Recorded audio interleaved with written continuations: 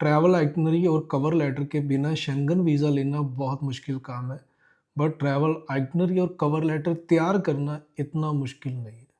तो आज की वीडियो में हम आपको सिखा देंगे कि ट्रैवल आइटनरी कैसे रेडी करनी है और कवर लेटर आपने कैसे बनाना है। कंप्लीट वीडियो देख लीजिएगा, आप खुद अपना ट्रैवल आइटनरी और कवर लेटर बना सकेंगे, ये हम इस वीडियो में आपसे वादा करते हैं।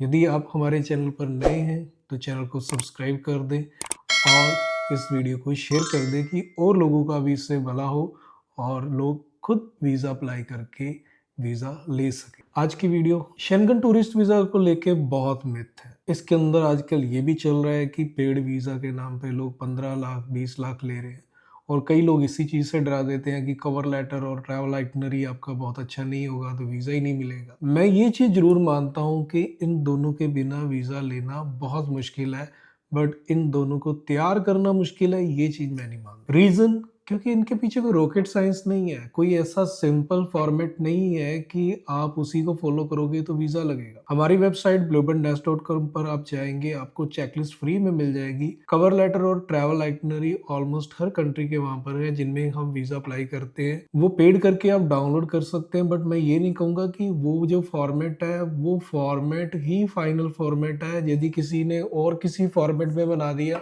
तो उसको वीज़ा नहीं मिलेगा, मैं ये नहीं कहूँगा। हाँ, जिनको बिल्कुल भी बनाना नहीं आता, जो इस पे एफर्ट नहीं करना चाहते, जो बना-बनाया इसको लेना चाहते हैं, वो कहते हैं कि नहीं हमें तो बना-बनाया जो है कवर लेटर और ट्रैवल आइटनरी मिल जाए, उनके लिए सबसे बेस्ट है, वो फॉर्मेट ज़बरदस्त है। लेकिन वो फाइनल फॉर्मेट नहीं है, मतलब ऐसा नहीं कि सिंपल वही फॉर्मेट चाहिए, इसके अलावा फॉर्मेट होगा तो आपको वीज़ा नहीं मिलेगा, ये मैं कभी नहीं कहूँगा, क्योंकि वो बात झूठी होगी, मैं उस चीज़ पे नहीं जाऊँगा। बट आज हम आपको बताने लगे हैं कि ट्रैवल आइटनरी कैसे बनानी है। तो सबसे पहले हम ट्रैवल आइटनरी सीखते हैं, फिर हम कवर लेटर पर आएँगे। ट्रैवल आइटनरी के अंदर क्या है? बड़ा सिंपल सा रूल है शेंगन के अंदर कि जिस कंट्री के अंदर आपने मैक्सिमम स्टे करना है, उस कंट्री में वीज़ा अप्लाई करना है और ट्रैवल आइटनरी आपकी यही बताती है कि आप कितने दिन है जो है इस कंट्री के अंदर रहना चाहते हैं। तो हम सबसे पहले स्टार्ट करते हैं कि आप स्विट्ज़रलैंड का वीज़ा अप्लाई करने जा रहे हो, तो ट्रैवल आइटनरी कैसे बनाओगे? तो बाकी आप सैंपल खुद समझ जाना कि कैसे होने चाहिए। एक गलती मत करना कि आप चैट जीपीटी या कोई और एआई पे जाएँ और वहाँ रिसर्च करें और बोलें उनको कि मेरे को ट्रैवल आइटनरी बना के दे दो, वो ना मत यूज़ करना। क्योंकि वो जो ट्रैवल आइटनरी बना के दे देते हैं, वो जो फॉर्मेट पड़े हुए हैं इंटरनेट पे, गूगल पे या डिफरेंट डिफरेंट वेबसाइट से, वहीं से उठा के दे देते हैं और उन्हीं चीज़ का एक वो आप कहें तो मिक्सचर होता है, जिसके अंदर हो सकता है कि वो फॉर्मेट जो है एक्सेप्ट ना हो आपका। लेकिन जो मैं आपको बता रहा हूँ ये एक प्रैक्टिकल फॉर्मेट है और इसको ध्यान में रख के आप एआई की भी हेल्प ले लेंगे तो कोई ओके है।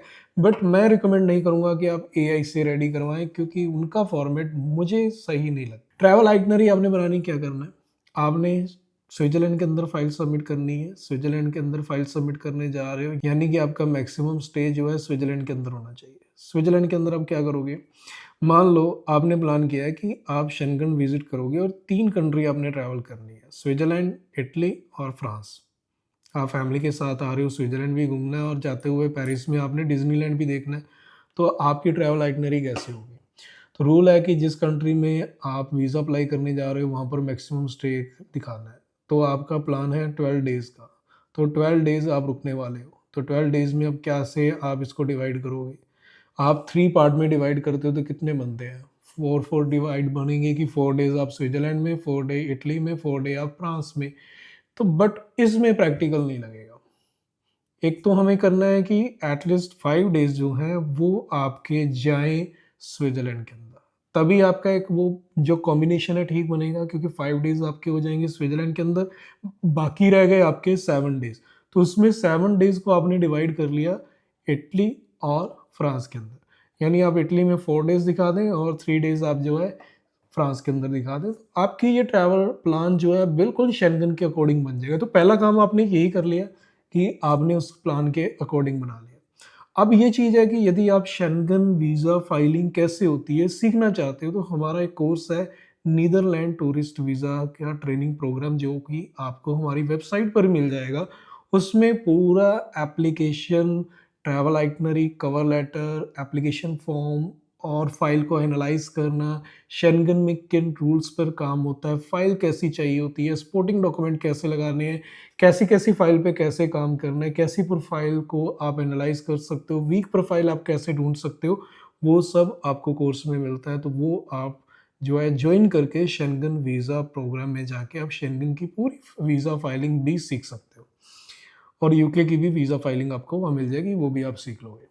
अब वापस आते हैं ट्रैवल आइटनरी पे। प्लान आपको पता चल गया कि आपने कैसे बनाने हैं डेज़। अब बात आ गई कि आपने इसको डिवाइड कैसे करना है। अब लोग गलती कहाँ पे करते हैं? लोग गलती यहाँ पे करेंगे कि यदि वो चैट जीपीटी से ढूँढने जाएँगे तो चैट जीपीटी क्या करेगा या फिर अदर एआई टूल्स क्या करेंगे, आपका ज्यूरिख में है जो 5 डेज़ बना दिए। क्योंकि आपने बोला कि मुझे स्विट्ज़रलैंड में 5 डेज़ करना है, 4 डेज़ मैंने इटली में करना है, 3 डेज़ मैंने जो है फ्रांस में करना है। तो वो आपका मैक्सिमम स्टे जो है वो ज्यूरिख में दिखा देंगे। ज्यूरिख में आपका मैक्सिमम स्टे दिखाएँगे तो वीज़ा ऑफिसर को लगेगा कि इतनी दूर आप आ रहे हो, इतना पैसा लगा के आप शेंगन में आ रहे हो घूमने, फिर उसके बाद आप स्विट्ज़रलैंड भी घूम रहे हो 5 डेज़ के लिए और सिर्फ़ ज्यूरिख में ही आप घूम रहे हो, कहीं इधर-उधर आप जा ही नहीं रहे, तो वो जेन्युइन कैसे लगेगा? एक जेन्युइन ट्रैवलर क्या करेगा? सोचो, एक जेन्युइन ट्रैवलर है, उसको घूमने के लिए ही जाना है। पहले वो स रिसर्च करेगा कि स्विट्ज़रलैंड के अंदर ब्यूटीफुल प्लेसेस कौन-से हैं, जहाँ पर मुझे एक अलग एक्सपीरियंस हो, मैं उसको पूरा एन्जॉय कर सकूँ। तो वो उसके अकॉर्डिंग लोकेशन जो है स्पॉट को देखेगा, फिर वहाँ पर ट्रैवल करेगा। आपको भी यही करना है। आपको रिसर्च करना है कि ज्यूरिख के आसपास कौन से प्लेसेस हैं या और सिटीज़ कौन-सी हैं, उनके आसपास कौन से प्लेसेस हैं, फिर आपको उसके अकॉर्डिंग डिवाइड करना है। आपने 2 डेज़ ज्यूरिख में दिखा दिए, 3 डेज़ आप जैसे इंटरलेकन में या बर्न में ऐसी लोकेशन पे आप दिखा रहे हो और उसके आसपास जो लोकेशन है वहाँ पे घूमने जा रहे हो, ये हो गई आपकी प्रैक्टिकल ट्रैवल आइटनरी और ये हर जगह पर काम करती है।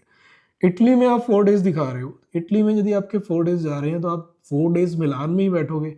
मिलान में नहीं बैठोगे ना, मिलान में आपके होटल हैं चाहे 4 दिन के, लेकिन आप मिलान के साथ वेनिस भी तो 1 दिन घूम के आ सकते हो। एक दिन आप कोमो में भी जा सकते हो लेक देखने।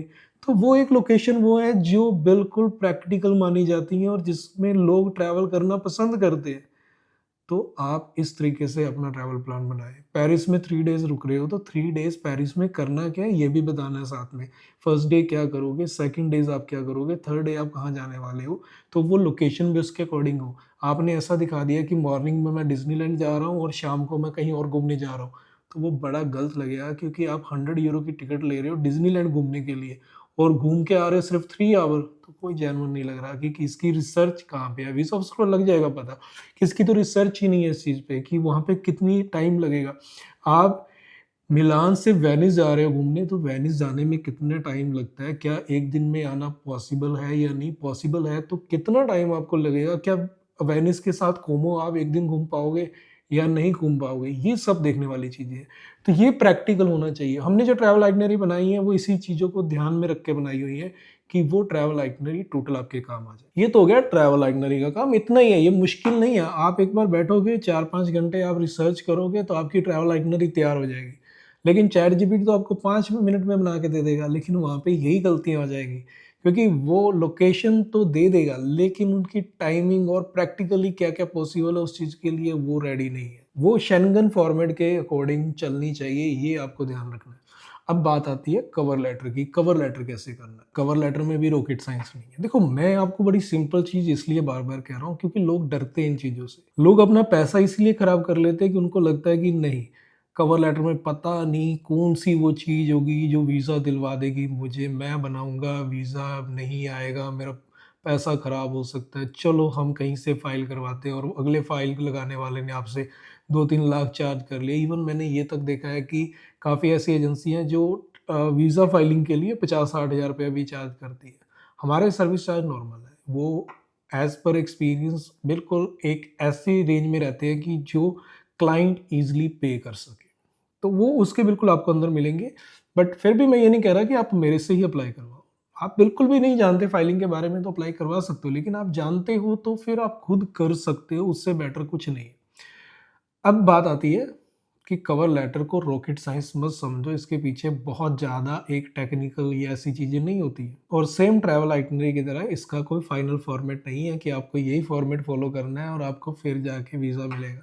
हमारा भी जो आपको वेबसाइट के ऊपर मिलेगा कवर लेटर, वो एक स्टैंडर्ड फॉर्मेट है। बट मैं उसे ये नहीं कहूँगा कि इससे अलग कोई बना के देगा वीज़ा ऑफ़िसर को, तो वीज़ा ऑफ़िसर वीज़ा नहीं देने वाला। नहीं, ऐसा नहीं है। हर किसी का डिज़ाइन डिफरेंट हो सकता है, हर किसी का पैटर्न डिफरेंट हो सकता है, बट बेसिक जो फ़ॉर्मूला है वो फ़ॉलो करना ज़रूरी है। अब ऐसा ना हो कि आपका सिंगल पेज का कवर लेटर और उसमें ही के अंदर आपने ट्रैवल प्लान भी डाल दिया, तो वो नहीं एक्सेप्टेबल। वो इस लो लेवल की चीज़ बिल्कुल भी मैं रिकमेंड नहीं करूँगा। एट लीस्ट आपका जो कवर लेटर है उसके अंदर पर्पस ऑफ ट्रैवल एक्सप्लेन हो, फिर आपकी जो वर्क डिटेल्स हैं वो उसमें हो, फिर आप अफ़ोर्ड कहाँ से करने वाले हैं अपने ट्रैवल को, आपके फंड्स की डिटेल उसके अंदर हो, आपके वापस आने के रीज़न उसके अंदर हो, फैमिली टाइज़ के बारे में आप उसमें मेंशन कर दें। तो ये एक 4-5 चीज़ें हैं जो उसके अंदर होनी ज़रूरी है। यदि अब आपने कवर लेटर के अंदर ऐसे पॉइंट्स लिखे हैं जो फाइल के अंदर मैच नहीं कर रहे, तो उसका कोई मतलब नहीं। आपके जो पॉइंट्स हैं वो मैच करने चाहिए। मीन्स आपने फाइल लगाने जा रहे हो तो आपके कवर लेटर में कौन से पॉइंट है, क्या वो मैच करते हैं आपकी फाइल के साथ कि नहीं। अब कई लोगों का ये भी मानना होता है कि कवर लेटर बहुत बढ़िया होगा तो वीज़ा मिल जाएगा। अब ये बताओ कि visa officer simple cover letter पढ़ेगा और वीज़ा दे देगा, वो देखने नहीं जाएगा कि इस पर्सन के फंड्स कहाँ पर हैं, इस पर्सन की सैलरी कहाँ पर आ रही है, अकाउंट में कहाँ रिफ्लेक्ट हो रही है, क्या जो बैंक स्टेटमेंट है वो जेन्युइन है या नहीं है, जो ट्रैवल प्लान बनाया है क्या वो प्रैक्टिकल लग रहा है या नहीं लग रहा, इसका इंटेंशन क्या है, इंटेंट क्या है, क्या ये वाक़ई घूमने जा रहा है या जाकर वापस ही नहीं आएगा। ये सब चीज़ें होती है। तो कवर लेटर आपकी प्रोफ़ाइल का एक ओवरव्यू वीज़ा ऑफ़िसर के सामने रखता है, ना कि वो आपको वीज़ा दिलवाता है। ये मिथ अपने दिमाग से आप बिल्कुल निकाल दें कि कवर लेटर आपको वीज़ा दिलवाता है, लेकिन वो आपकी प्रोफ़ाइल को वीज़ा ऑफ़िसर के सामने रखता है, वीज़ा आपकी प्रोफ़ाइल को ही मिलता है। लेकिन कवर लेटर के अंदर कुछ भी नहीं, आपने पर्पस ही नहीं लिखा है, तो आपके डॉक्यूमेंट थोड़ी बताएँगे, अब बैंक स्टेटमेंट तो नहीं बताएगी आप घूमने क्यों जा रहे हो। आपकी सैलरी स्लिप तो नहीं बताएगी आप घूमने क्यों जा रहे हो, घूमने क्यों जा रहे हो ये कवर लेटर ही बताएगा और फिर कवर लेटर ही बताएगा कि आप कैसे अफोर्ड कर सकते हो। तो यानी इस चीज़ों के बीच में कन्फ्यूज़ ना हो, इम्पोर्टेंस है, काफ़ी अच्छी इम्पोर्टेंस है, बट इस लेवल की इम्पोर्टेंस नहीं है कि आप कहें कि मेरा कवर लेटर बहुत बढ़िया हो जाएगा और मुझे वीज़ा मिल जाएगा, नहीं, इस तरीके से नहीं है। तो ये इन्फॉर्मेशन होप सो आपके लिए बहुत हेल्पफुल होगी और जिन्होंने ये वीडियो एंड तक देखी है उनको इसमें काफ़ी चीज़ें सीखने को मिल गई होंगी। तो उम्मीद करता हूँ इस वीडियो को आप काफ़ी लोगों के साथ शेयर भी करेंगे और इस चैनल को सब्सक्राइब भी करेंगे, जिससे हम और वीडियोस भी आपके साथ शेयर करते रहेंगे। मिलते हैं फिर एक नई वीडियो में। सत श्री अकाल।